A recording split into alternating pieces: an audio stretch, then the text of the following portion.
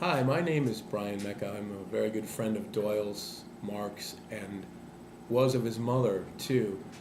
A long time ago, when Emogene first got sick, Doyle had asked me if I would say a few words about his mom when the time came. And immediately I got on the phone to his brother, Mark, and said, if that's okay with you, please, I need your blessing. And they said, absolutely, we'd like you to say a few words. So I've come up with a few words as my impressions of Emogene.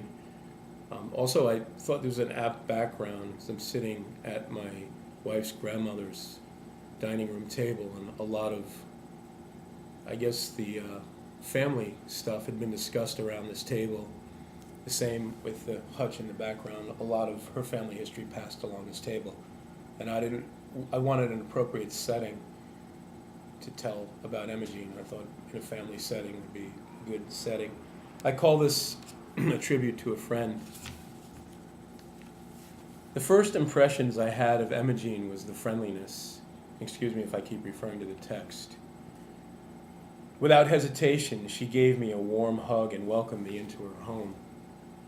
Doyle and I had made fast friends during the mid-1980s, and this moment of meeting his mother would have been the Christmas season of 1989. I had never been to Texas before, as was evidenced by my comment to Doyle. I told him, well, we could walk to his mother's house if his brother Mark couldn't meet us. Doyle gave me an astonished look. I'd lived in New York too long. I was about to learn about Texas and distances. Doyle's brother Mark picked us up at the airport that evening, and Mark shook my hand warmly. This was a very friendly family. On the drive to Emogene's house, I noticed my colossal blunder. No one walks in Texas. I kept my mouth shut for the rest of the drive, not wanting to offend the native Texans about distance. And on the way, I learned some amazing things about Doyle and Mark's mother. They both talked about her, still in a reverential and earnest tones. I knew she was a real life force to them, an icon, someone they could look up to in a kind of awe. When I met Jean, it was easy to see where these impressions came from. I mentioned Jean's immediate warmth. This was followed by the great smile and the easy laughter. She welcomed me as if I'd been a family member for years and she'd just met me. Her house was filled with guests that Christmas season, and everyone got the same treatment.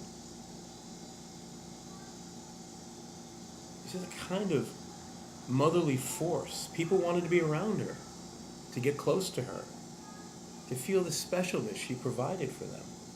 I was immediately hooked. I did nothing to compare this to except my own mother, to feel this kind of amazing and immediate bond with someone. Doyle had told me in advance a little bit about his mother's life, that she'd grown up as a young girl on a farm in Arkansas, how she raised 5 sons on a waitress's salary, about some of the darker times she had faced down with an almost audacious strength. And I realized Jean was the true heroic type, and that she had faced down tragedy and answered with a truer love of life. This saying yes to life, no matter what it throws at you, came across vividly in her sense of humor. She told me she liked me in spite of my being a Yankee from New York City. I saw the way she reacted to all the people, friends and family that filed through her house. She loved the motion of people, to be in the midst of great numbers of them. This was her element. Early one morning during my brief stay, I woke up to find Jean at a breakfast table. She offered me a cup of coffee, and we talked for an hour before anyone else got up. She told me of her 5 sons and how each one meant the world to her. I knew Doyle well and Mark, but Paul, Larry, and Mike were revealed to me in this conversation. Each son was unmistakably hers, and no fiercer a lioness had ever protected her brood. There was the parental closeness, that feeling of success that comes with being a good parent that I had only come to know these years later. Jean ended the conversation with a smile, as was her wont. You're always welcome here, and when you have snot-nosed kids, they'll be welcome here too. I knew these were not mere words, but a real open invitation. The other great and lasting lesson I learned from Jean was equality, not in an over-idolized, let's all come together state, but for real. She made each and every human being the same. She treated each and every human being the same, no matter their station or life situation.